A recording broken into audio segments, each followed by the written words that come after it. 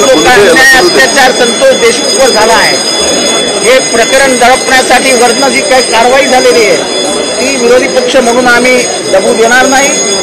आम्ही बीडलाही भेट देणार आहोत, आम्ही परभणीलाही जाणार आहोत आणि महाराष्ट्राला या संपूर्ण प्रकरणाबाबत अवगत करणार आहोत. अतिशय चुकीचा घटना ही आमच्या जिल्ह्यामध्ये घडली आहे, दुर्दैवी घटना घडलेली आहे.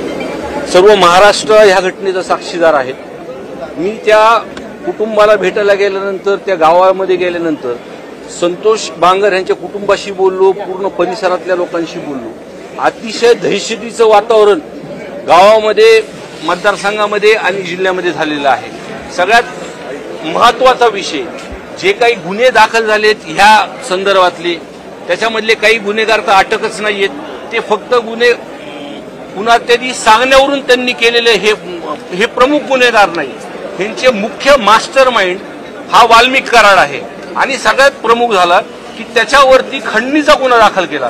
म्हणजे तपासाची दिशा अशी भूल करतात येते लोक की खंडणीचा गुन्हा ज्यांनी दाखल केला. माझ्याकडे पुरावे आहेत की त्या पुराव्यामध्ये ज्या विंडमिलच्या लोकांनी, अधिकाऱ्यांनी त्याच्यावरती जे खंडणीचे गुन्हे दाखल केलेत, त्यांच्या ऑफिसमध्ये वाल्मिक कराड आणि त्यांचे अधिकारी हे सत्कार करताना फोटो आहेत, आता सुद्धा माझ्याकडे आहेत.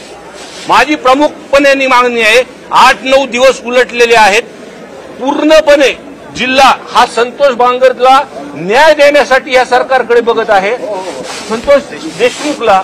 तसाच दुसरा विषय आमच्याकडे झाला रामकृष्ण बांगरचा. रामकृष्ण बांगर एक शिक्षक संस्थानिक आहेत.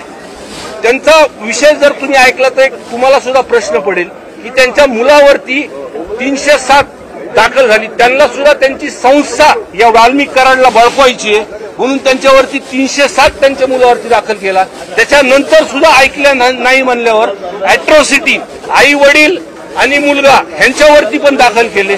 परत त्यांनी ऐकलं नाही तर तिसऱ्यांदा 307 वडील, त्याची आई आणि स्वतः मुलगा, त्याच्याकडे सीसीटीव्ही फुटेज सुद्धा आहेत की तो जिल्ह्यामध्ये नाहीये.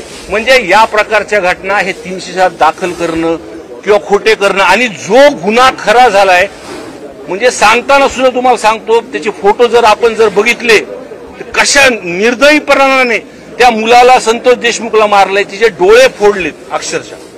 म्हणजे अजून सुद्धा, आणि कॉल रेकॉर्ड जर तपासले, जे गुन्हेगार त्या स्थळी होते त्यांचे कॉल रेकॉर्ड जर तपासले तर पूर्णपणे ते अँगल ते वाल्मिक कराडकडे जाईल. पण का ही सरकार न्याय देण्यासाठी मागे सरकती, हा प्रश्न आमच्या सर्वांना पडलाय. जिल्ह्यामध्ये आज जिल्ह्यातले मतदारसंघातले लोक फार आशेने आमच्याकडे बघतात. त्यांनी आम्हाला आमदार म्हणून निवडून दिलं. आज प्रामुख्याने आज ते ह्या दोन्ही माणसांना, संतोष देशमुख आणि रामकृष्ण बांगरला आम्ही न्याय भेटल्याशिवाय राहणार नाही. या अधिवेशनाच्या 6 दिवस जे आहे, आठवडाभर आहे, जर त्यांना अटक झाली नाही तर मी माझ्या पुढच्या सोमवारी किंवा मंगळवारी मोठा मोर्चा आणि आंदोलन आम्ही आमच्या बीड मतदारसंघामध्ये आम्ही करणार आहोत.